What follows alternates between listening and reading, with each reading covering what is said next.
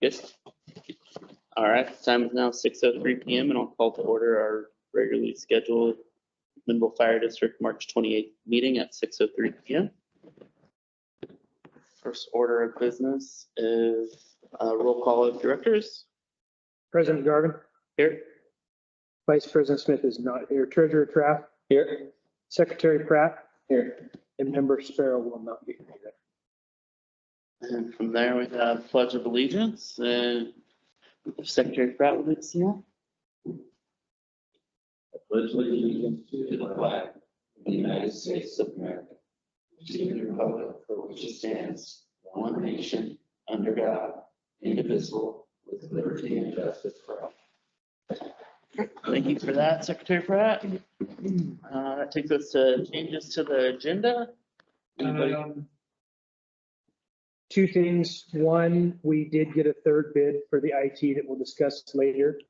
You guys got it in your email. If anybody out here would like a copy of it, it's very big, so to print 80-some pages. If you'd like a copy before you leave, just talk to Donna and she'd be happy to email you a copy of the third IT bid. And then there's copies up here. The last 2 weeks meeting minutes were also emailed to you after the packet, and there's copies up here for everybody who didn't get them. Sounds good. Anything else for the agenda? All right, that takes us to consent agenda. So we have our meeting minutes on the consent agenda. Mr. President, I compared my notes and they were perfect as always. I move that we. All right, a second. I'll second that. We have a motion by Secretary Pratt and a second by Treasurer Traff. All those in favor signify by saying aye. Aye. Motion passes unanimously 3-0. That takes us to financial report, and we don't have anything new on that. Which takes us to public comment. So this would be an appointment meeting where anybody from the member of the public, either in person or online, would have 3 minutes to speak to anything that's not in litigation or anything of that nature, as long as it's regarding district business. So looks like we have one in the audience. Janet Redmond, if you want to come up to the table and speak, just state your name for the record and city you live in. Hi, Janet Redmond, McMinnville, Oregon. And I just had a couple things. I skimmed through the proposal for the strategic planning contract, and there were a couple things I wanted to suggest that the board consider as they're looking at that proposal. The first is that really making sure that the rural part of the district is included in the input sessions that are described. And they gave examples of organizations to reach out to, included things like homeowners associations. Well, rural by its nature doesn't tend to have those kinds of organizations. So I would thinking that we really want to make sure there's a specific effort to include the rural area in an input session for that. Possibly including a meeting where inviting the former rural fire district board members. I mean, they were certainly very engaged in the fire district very recently, less than a year ago. And they may have some valuable input to share. Hosting a session maybe at some place like the Grange Hall. But I think it's going to be important for that plan to really resonate with the whole district, that there's a specific effort to make sure the rural area is included. The other thing, and it might be that there's more legal terms that'll be in the final contract, but I didn't see anything about ownership of the data. And so obviously the fire district will be providing a bunch of data to the group to do the work, whoever ultimately does the work. And so I would think you'd want to make sure it's clear that you will retain ownership of that data and that they would return the data to you, not use it for anything else without your specific permission or approval. I've done lots of strategic planning contracts in my career, and that's one of those things that consultants can take advantage of if you don't sort of on top of that and think about it up front. And then the only other thing was there was a lot of discussion about a second fire station eventually possibly being needed and location. And does it make sense to call that out to something that has been put out in the past? And yes, it was waiting for a strategic plan about when, where, financing, all that, but to make sure they're very aware of those discussions that happened at the point the new fire district was being formed, so that they have that in context for some of the other work that they're doing. So that was it. Thank you so much. Anybody else in the audience would like to speak during public comment? And if you're online, use the raise your hand function and Chief Hanfin will unmute you. All right, seeing and hearing none, we'll close public comment and move on to our business action items. First is standards to cover scope of work and bid. Well, thanks, Janet, for kicking it off. So all of you received in your packets the very detailed proposal. There are technically three proposals within this proposal, or three options, I should say, within this proposal. I did meet online, Zoom, if you will, with this company. They are able and willing to take the job on as soon as we deem fit. My recommendation after going through the proposal is, I want to make sure I'm correct, but I think it's option 3, which is the all-inclusive option. Couple reasons behind that. One being a brand new fire district, and really in some cases, to Janet's point, a lot of the data that we have and was recommended prior to is no longer relevant. And I'll use fire stations, as she said, for an example. That data was driven on the city, the 22 square miles of the city versus the 97 square miles of the district. And I've already done mapping, as I've talked to you guys about. Those are significantly different locations now to cover the rural areas and other areas within the district. So, because we're a new fire district and we're trying to project the future, just a standard to cover, for example, would do us well, don't get me wrong, but the business plan portion of it is really going to help us in the future, not just decide what fire stations are and not just to decide what type of staffing we need or how much, but it also gives us a business plan of how to get there, to the funding portion of it and such. So unlike, historically when you would like update a strategic plan, numbers changed, response times changed or things like that. This is a significantly different change with a brand new fire district. So that's why my recommendation would be that option. But of course, it's the board's ultimate decision. So it looks like that would be option 2, master plan with SOC and ambulance The transit. $93,000 one? Right. Okay, option 2, thank you, Richard.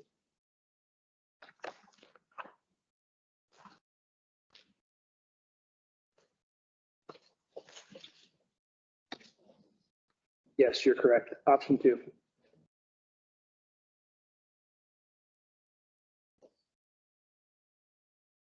Any questions for the chief? There's a part in there where they were talking about weighing whether we give ambulance up to subcontracting or give it up completely to a private company. Is there any way we can get rid of that and say we're keeping it no matter what? We can. I think we can, absolutely, to answer your question. Well, I've been on both sides, but I've been private ambulance and fire department, and fire department just seems to be more patient care, whereas private ambulance is more into making some money. Yeah, and I think that to answer your question, if you would like me to exclude it, we can, absolutely, because I think if you read the first paragraph, it does say that this is a bid for service, but the actual scope of work will be done after we decide to move forward. So yes, I absolutely could either remove it and or you all could not consider it, but you'd be able to see it. I'd be open to either one. Once we do choose one of these options, they will then meet with us and go over what exactly it is we're looking for. To Janet's point, we also have 5 documents that we would provide them that are kind of old historical documents, not a whole lot of relevance anymore, but there is some relevance. So we would provide those too. So yes, I could do that. Any questions for me, Treasurer Trav? No questions. I'm definitely in support of option 2, and I think in 13, I think is when we went out as a city and kind of engaged with privatizing ambulance, and didn't seem well received in the public, and also would create some budgetary issues, I think, so. I would be fine with carving it out of their work plan, but still get us ambulance transport modeling for day cars for our larger ASA model and what we're gonna need for that. I'm not really interested in privatizing it. I guess I do have a question. What is their timeline for this? 6 to 9 months. 6 to 9 months. It really depended on the option. I would say we're much closer to 9 months if we were to go to the recommended option 2. Did they offer up any like penalties if they're, way past that, like we've ran into with their CSI study?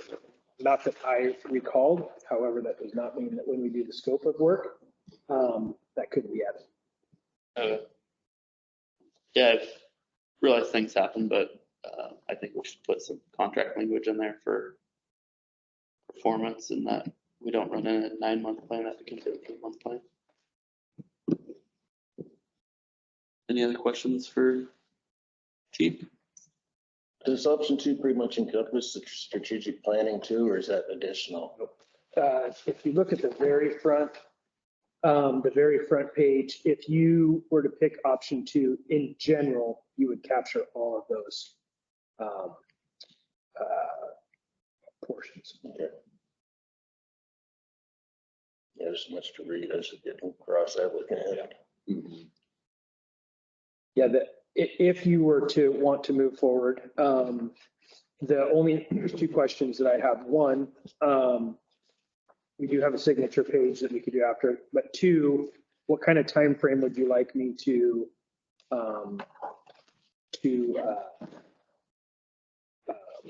pursue this? Would you like it done, started immediately, wait till July 1st, till the first of the year type thing? I am confident that we could start it now because you don't pay it all up front, number 1. And number 2, I'm confident that we could cover that cost. If you chose to do that. Outside of the cost aspect, what about capacity aspect? Like if we're just bringing on the 2 admin positions, do we want them to be around a little bit before we jump into it with both feet, or? It's going to be a heavy lift. We have a lot going on with budget, contract negotiations with 2 new employees. But I think we're going to have a lot going on for a while. So, I don't know that there's a good time in the near future, quite frankly. Most of what we would be doing up front is providing data. And I know that Chief Hannafin has already started working on that from a response time standard, getting current data. I know she already has that going. The documents we already have. So then it's more along the lines of what is your vision? What would you like us to accomplish? Now, I've never done a master plan and or ambulance modeling because those are pretty new with this company. But I've been involved in all the others. And usually the community and the organizational meetings would come after they kind of get that baseline down. So I think that would be probably likely, beginning of summer. The issue is the staffing. A lot of staff's gone in the summertime and things like that. So the point is, I don't think there's a good time. Yeah. I think any time is a good time. Are you thinking? I would think like July 1st, just so you guys have a little bit of runway of getting your new admin members up to speed, and if anybody has vacation plan, they have opportunity to move it if they want to be a part of it. Good. I like that. Dispersing workload. We're gonna have 2 additional admin people on that'll be up to speed by then.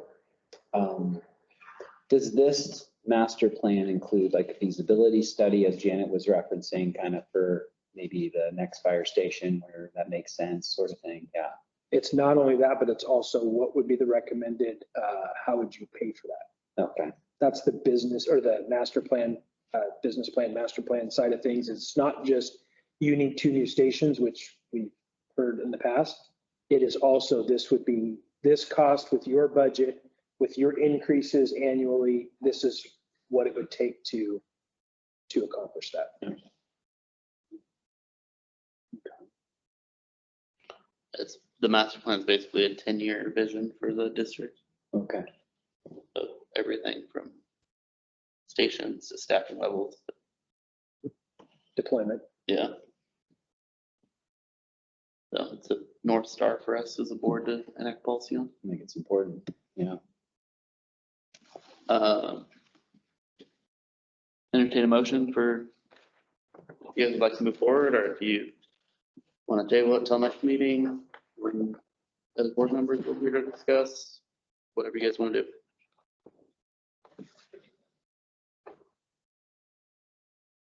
I don't think it warrants tabling. I think more than anything, it's the timeline, like we discussed. You said July 1st. I think it's a need. I think we need to do option 2, but when we start that is more of the discussion, I think. So, any thoughts on that, Ray? I see both sides of the issue here. I'm sure Chief wants to get on it as soon as possible, so we have some direction. He's providing good direction now, but it's always good to have something else to follow. We can also put in there, start no later than July 1st, and then if staff decides they want to kick it off sooner, they can kick it off sooner. That sounds good. Yeah. Right now. That work for you? All right, I'll make a motion that we go with option 2, a master plan, including ambulance transport modeling study, starting no later than July 1st. I'd second that. All right, so we have a motion by Treasurer Traft and a second by Secretary Pratt. All those in favor signify by saying aye. All right. Aye. Motion passes 3-0. That takes us to item B, IT bids for service. Thank you, everybody, for the proposal.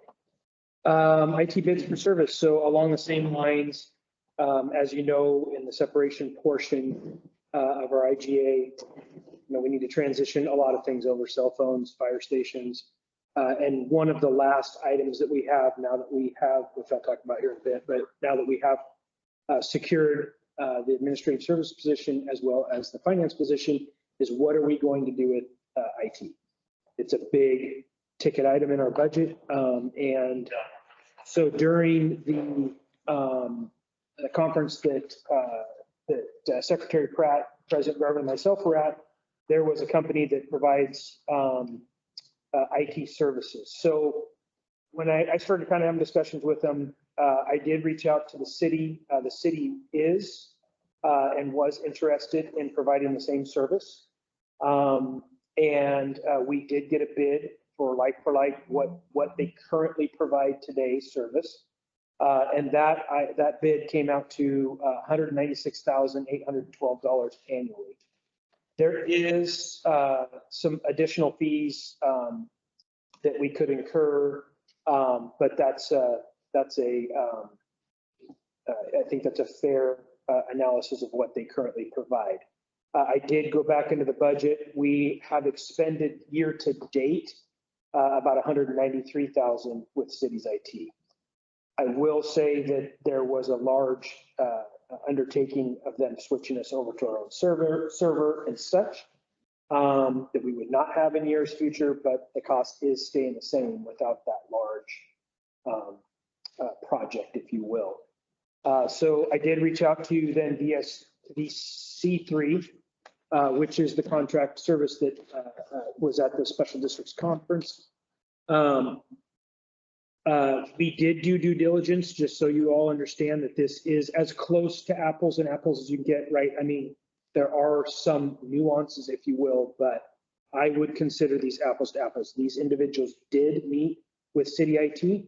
City IT was very open and helpful with them so they could get as close to that as the amount as, or the services, I should say, if possible.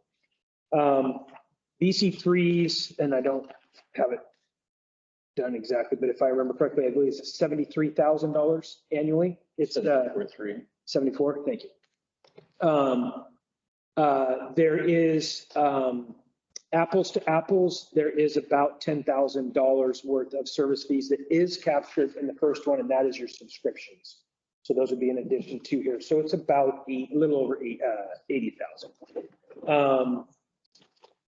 This does provide greater service. It is 24 hours a day, 7 days a week, 365 days a year. They are monitoring our system that entire 24 hours with a live person. It is a US-based company. It's about over 700 employees. And they're the largest government public safety contract IT in the US. I want to say they had around 400 police fire type of services. They do have a local person local to us that would meet the response time for a level 1 response, which means they can't just remote it and fix it. They got to be here to fix an MDC or a computer or such. So the services that they provide is a higher level of security protocol, if you will, a higher level of 24-hour service, if you will. And obviously, I'll let you do the math on the cost, a fairly significant less in cost. That's the second one. The third one that you did just receive, I apologize, I just got it today, and I thought it was important if you actually had it. Like for like, again, with VS3, costs are just slightly more money, not significantly more money. But there are some key features. They have 24-hour services, but it's a fee. So past, I believe it's 7 p.m., 7 a.m. to 7 p.m. Anything after that is a fee for service. So it is 24-hour coverage, but it is not monitored 24 hours, if you will. It would be extra. They are slightly higher in price, and also their price does not include the firewall. That would be in addition to. And so it's actually even higher than what you see, in the bid, because we would have to pay for that. We would need the firewall, obviously. In 2 of the 3 cases, which would be VS3 and FPA, we would have to supply our own internet. Very common, Comcast, Zip. Yeah, or Hunter. We have both of them coming in to give us a bid just online. It's like be about $3,000 a year for internet to the business side of the fire station. So not a big cost. So those are the 3. We did reach out to a local vendor, and it was very significantly greater. So I didn't include it. In FPA Technology Services, they're not local? They're not. When you talk FPA and VC3, they are online-based companies. With that said, they do have local, I'll call them people to deploy in all of their service areas. And I discussed this at length with them. The majority of our needs are online-based. They still would do our procurement for us. They still would ship the computers to them. They would upload the computers, get everything loaded on them, and ship them to us. So you'd have the same type of service. But at the same time, the majority of it is obviously web-based. But like I said, if something's down that they can't physically log in, to fix, then they do have the on-site. I did check with other fire districts. This is the most common path for fire districts, unless you're super large. The majority of the other fire districts I checked with all do it under contract. Last question, sorry. You said FPA is a little bit more than VC3 or more than the city of McMinnville? Thank you for clarifying, more than PC3. Okay, My recommendation from cost, service, 24-hour service, as well as availability on site would be VC3. okay. BC3 has a 2-hour response and That's the most. what's FPA? I don't think they actually gave an actual time other than they would be. I don't think they gave an actual time. Gotcha. They gave the rates. Oh, here it is.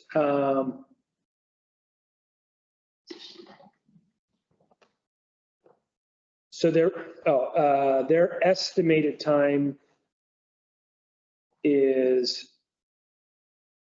within 15 minutes for priority 1, 2 hours priority 3, 3 hours, or 24 hours priority 3 and 24 hours priority 4. But it doesn't state that they would be on site. That is remote. Gotcha. And what's VC3's transition period for working with the city on? Yep. If we went with them? Thank you. They, about 2 months. You have a one-time $5,000 transaction fee. It's just a little bit more than 5,000. I believe it's like just over 5,000. But in that period of time, you do not pay for the service. So you would not have the $6,000 a month fee. And you would not start paying until the system was up and running and you were completely transitioned. I also told them that we had already budgeted. We've already been working with the city through the end of the year. Their management said they would not start charging us regardless of when the switchover was until July 1st, if that's what we chose. It looks like it's a 3-year contract. It is a 3-year contract. And were they all bid at 3-year contracts? That nobody else put years in the actual contract. It's just a fee for service. And what's our out if we're not happy with the performance? So I think we would write in there an out for the performance. This is just their bid. We would have to then go to a contract. Okay. It is under the $100,000 threshold, but I still would recommend, if we went with VC3 or FPA, if you went with the city, you don't have to worry about it because they are a government entity. So even though they are over the 100,000, still would not exclude them, or we would not have to RFP it or bid it. But I did get 3 bids just Yeah. to do due diligence. I got 4 actually. Any questions for Chief or? My concern is just that we haven't outwritten the contract because it is something new. So like if the pricing's based off 3 years, but if they're not performing, I don't want to be stuck with them. Agreed. But they definitely, by what's in the 3 bids, they definitely seem like the best value. I can research the out clause. You guys want to table this till next meeting, or do you want to make a motion to move forward with this for Chief to bring it back with a contract with out clause, or? Are you gonna need a signed document from us to get a contract going? Yes, Through July. only the, Kind of getting. yes, to answer your question, I'm just looking here real quick to see if there's, People are here, we need to have that discussion. yeah, it doesn't have that. So yeah, that's a way to answer your question. So, sounds like Treasurer Traff would be comfortable with having you bring it back with something with the out clause, or at least us understanding that, and then Yep. maybe at that first meeting in April, we can move forward with something. Sounds good. But definitely seems like VC3 is who we're interested in pursuing. Yep. All right, so thanks for the brief on that, Chief. Next up, we've got hers, and we got a nice little Team Kotek letter in there to Chief Hannafin. Yep. I'll take that on. Thank you. So this is essentially the coverage agreement that will finalize rolling or transitioning our employees from the city of McMinnville over to the district in Versailles. They need signatures from the board president on this to move forward. The board did pass a resolution September 28th with intent to participate in PERS beginning January 1st. This agreement would complete that process. Beyond that, as you see in the letter in your packet, we would then move forward with a platform for the district. Awesome. So just sign those after me.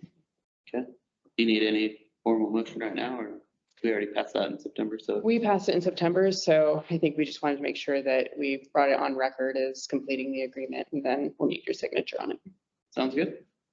We'll go with you after the meeting on that. That takes us to other business. Anything from LoSAP? Nothing.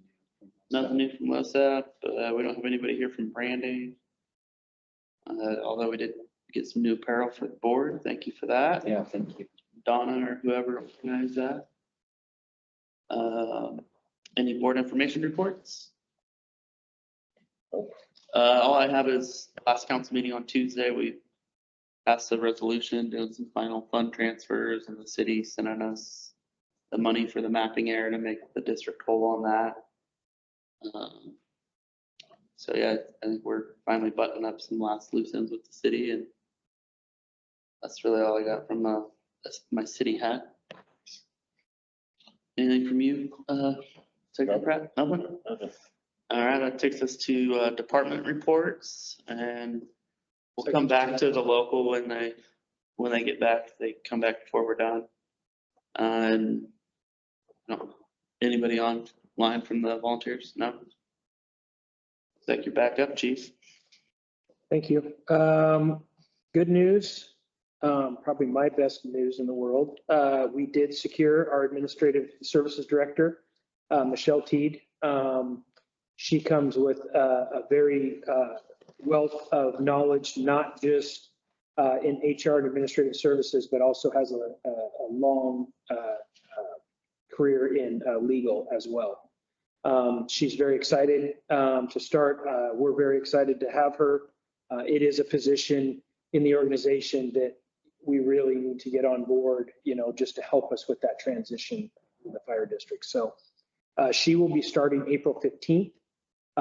We have secured everything that we need from her, and she'll be starting April 15th. The finance manager, Hunter, is starting on April 9th, which is a week from next Tuesday. Again, significant, Hunter Sands, a significant background in finance with the city of Corvallis, in public budgeting. And he's also very excited. He comes with some other skill sets too, statistical type, contractual, like when we're doing union negotiations, hey, what is this costing and things like that. So we're very excited to have him. He will be hitting the ground running. He starts the 9th, and on the 10th is his first meeting with us and Amy Conover to help finish. Amy's come a long ways. She's done a great job. We're in a very good place right now, and he'll just be perfect to kind of close that up and then put all those numbers together and then start helping us budget for next fiscal year also. So I'm very excited to have both of them. Staff has worked very hard moving offices and switching things around. A lot of people were unfortunately, displaced, but everybody took it, in stride and knows that it's best for the good of the organization. So I appreciate everybody's help. We were able to purge 15 file cabinets of old records. So that's always good when you move, right? Because you can get rid of old stuff. So any questions on them? No. Operational statistics. First, Chief Darby, I guess that's the next one, so never mind. Chief Hannafin, do you want to go over these for us? Yeah, let me just pull it up here. So. Oh, here, I got it for you if you want it. Okay.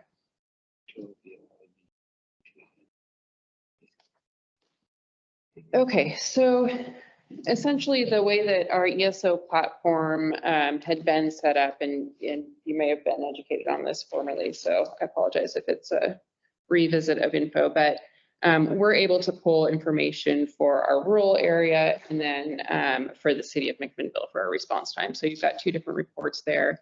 the top showing on the city of McMinnville, the top number of the 5 minutes and 19 seconds showing the average response time during the month of February. And then for your rural, the 8 minutes and 18 seconds is your average response time for that area. So we just are capturing 1 month at a time, reporting out to the board to give you an idea.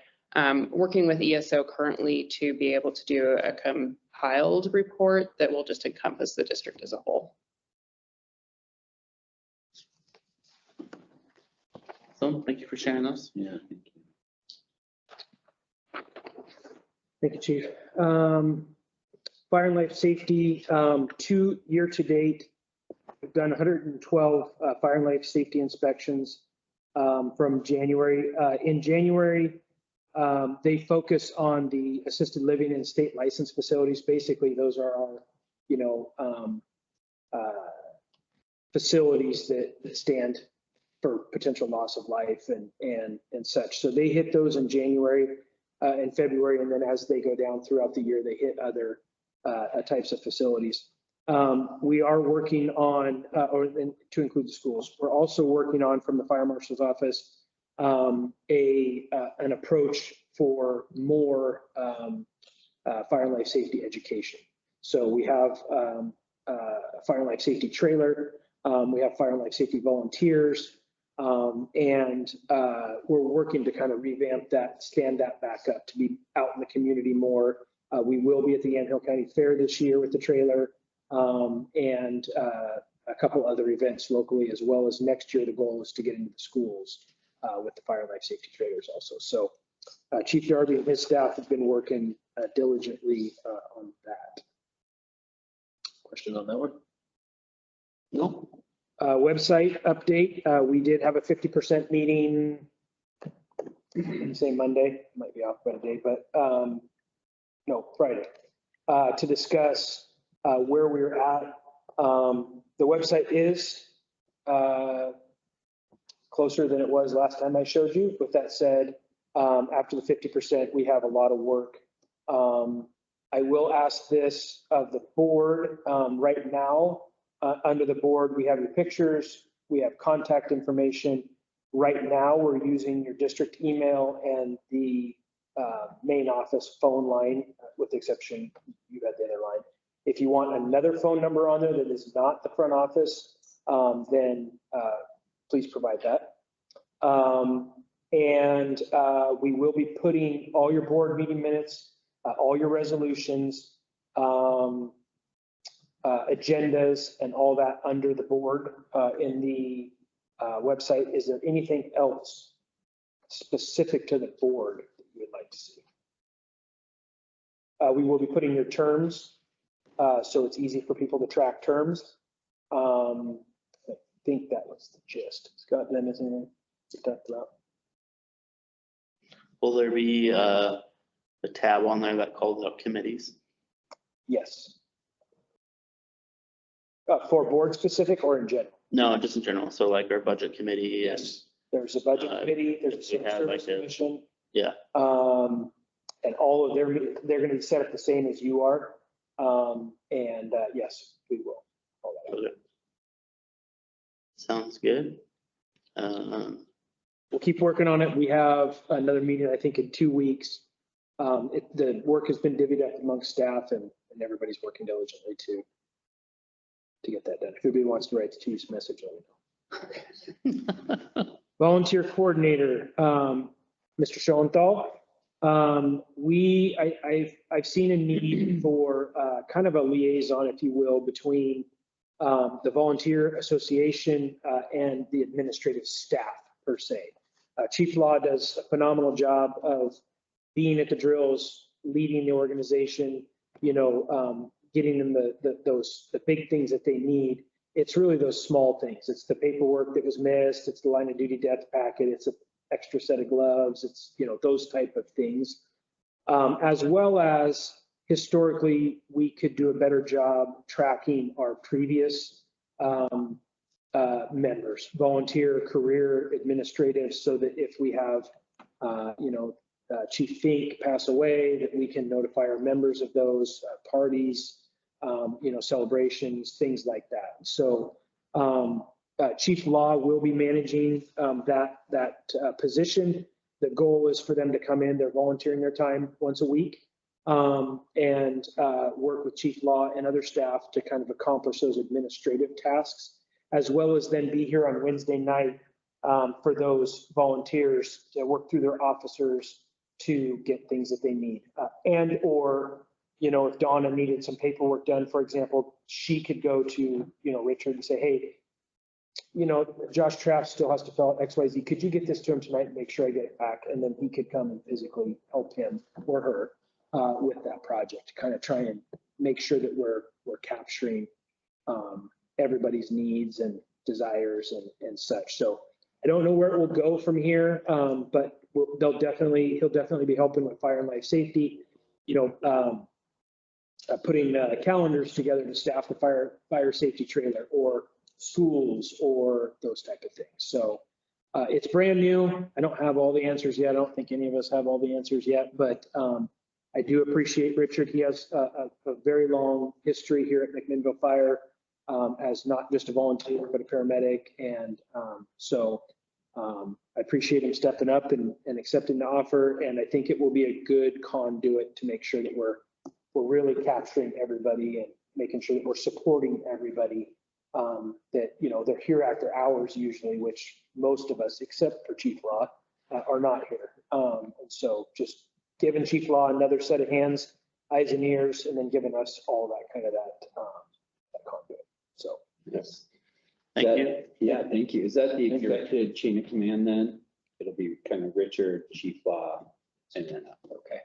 yes, correct. He will report directly to Chief Law. Chief Law also oversees the volunteer program, the volunteers in general. Chief Darby does oversee the volunteer fire and life safety volunteers, but we will work collaboratively just like we do in all chain of commands. I mean, everybody's going to need something, but we will definitely make sure that before he's assigned other duties that at least Chief Law is in the loop. And we do have a cubicle now and computer for light duty volunteer coordinators and such. So it was just kind of a good time to. Awesome. That's great. Thank you, Richard. Anything I missed, Chief? Richard? Anything to add? Give it a shot. Give it a shot. Department photos, we will be putting together a 150-year department photo that will include the board. Those photos, the intent of those photos are to capture 150 years of the fire district, as well as though you will be able to utilize those, for the website pictures or, the newspaper, if the newspaper wanted a picture because you made a comment or something like that. So I can talk offline, but we kind of have a vision. One of our firefighters does photography and he's going to be doing that for us. But coming up with what you guys would wear so we kind of all look uniform, because it will be in one large photo. Individual photos, but one large frame, if you will. So. Chief, do you want to talk about the new ambulance? Yeah. We received the new ambulance. That's as good as I am. Yep, I'd be happy to. So that's been a bit of a time coming. ARPA funded ambulance, ARPA funds through the city of McMinnville, received the medic within the last week. It came home. So crews went up, did a great job of going through. We sent both our mechanic and then AO Godfrey had gone as well. Went through, found kind of a handful of small things to get fixed, but nothing too extreme.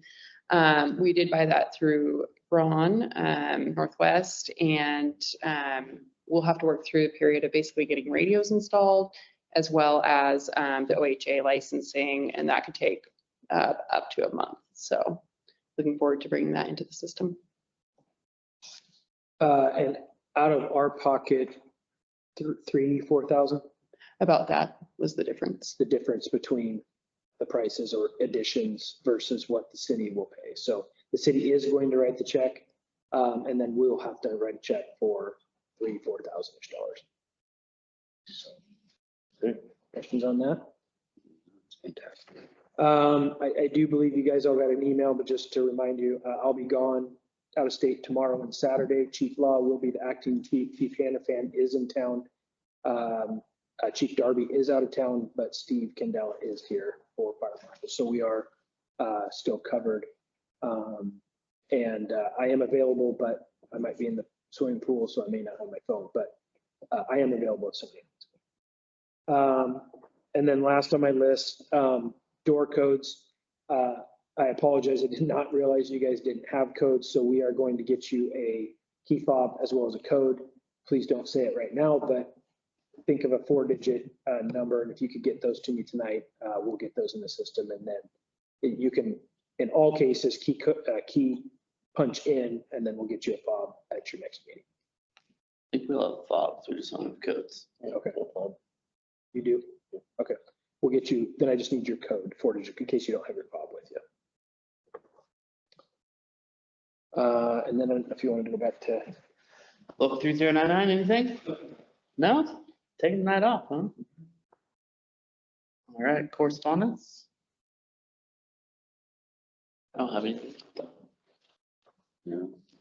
Informational items, we got that leadership class about Portland State. It's in your packet. There's a Zoom option or in-person option.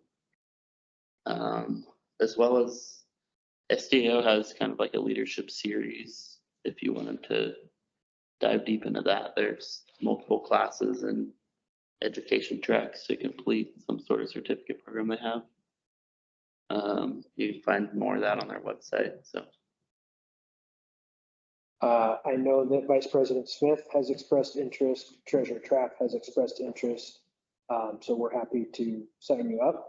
I didn't know if anybody else, if you're still wanting to do that. I didn't know if anybody else wanted to, but I would like to move on that before your next meeting. Sounds good. And you're still good? Okay. We will get that done. Anything else to the order?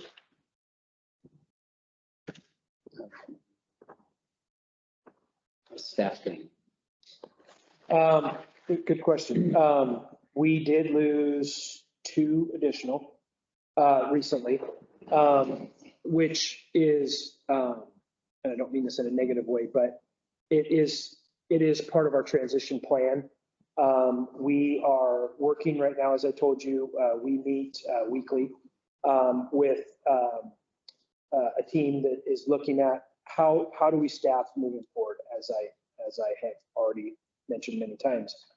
This does actually allow us to hire an entire ambulance and the peak activity ambulance with single roles. So 10 total single roles. So again, I'm not saying I want to lose anybody or I'm happy that we lost anybody, because I'm not.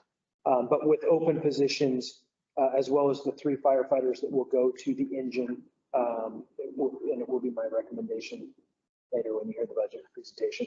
So I don't want to get ahead of myself, but it actually worked out numbers wise perfectly to allow us to hire 8 single roles for the my proposed 24-hour single role ambulance, and then the 2 for Medic 15, which is our day car or our peak activity ambulance. So that's what we're working on right now. Local 314 through labor management, as well as Donna and Chief Hannafin are working together on a updated flyer. We're going to do a very graphic, detailed, informational flyer. We are reaching out to OHA to work on getting email addresses to mass send it out to all paramedics in the state. And then our goal is April 2nd. We have the interviews for civil service, as you all know. I believe we bring it to you on April 11th for recommendation. And I would ask and hope that we come up with a recommendation that night so that we can move forward with civil service, because the single role process will be a civil service process. So to get us up and going by July 1st, that's kind of the time frame needed to, or the goal time frame needed to accomplish that. And doing that single roll, does that get a third on the engine, or we have to add FTEs to get a third on the engine? The proposed To answer your question, it is an addition of FTEs. I don't want to get ahead of my skis on price. I do have a costing, but we're still confirming that. I have a very good idea. And I am very confident we will be able to accomplish that, adding the 3 to the engine July 1st, putting a 24-hour car with single rolls, it's 12-hour shifts, so 2 shifts of 12, and still staffing Medic 15 as a peak activity car. I'm confident we will be able to accomplish that. Nice. Yeah, that's great. And we don't have to get into the weeds or anything, but is there a career pathway for single roles at some point after so many years of service So to transition? you have one now, Do I have? actual pathway from single role to career? We have had people, if they're interested in becoming a dual role, then yes, that is an option. Certainly there might be people that get into it that aren't necessarily interested in that, and we would have to consider what other opportunities would be. So with that, just to be frank, I'll call it the group that we're looking at catering to, if you will, are ones that are paramedic-based individuals. Yeah. Does not mean we would not hire someone that has a passion or such.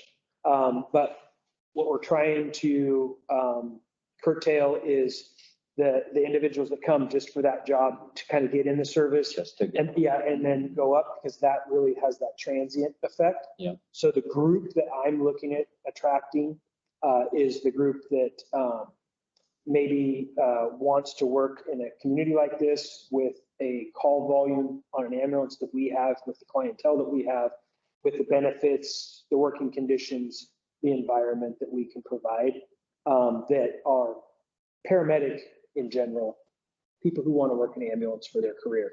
But again, it will be absolutely open to everybody, and we would absolutely competitively bring anybody on. And we have hired people, and we still would hire people into that dual role if that was a wish and we had a position open. Anything else for good of the order? Any training updates, Chief? No? All right, with that, our next meeting will be Thursday, April 11th, 2024 at 1800. And I'll adjourn tonight's meeting at 6:50 p.m.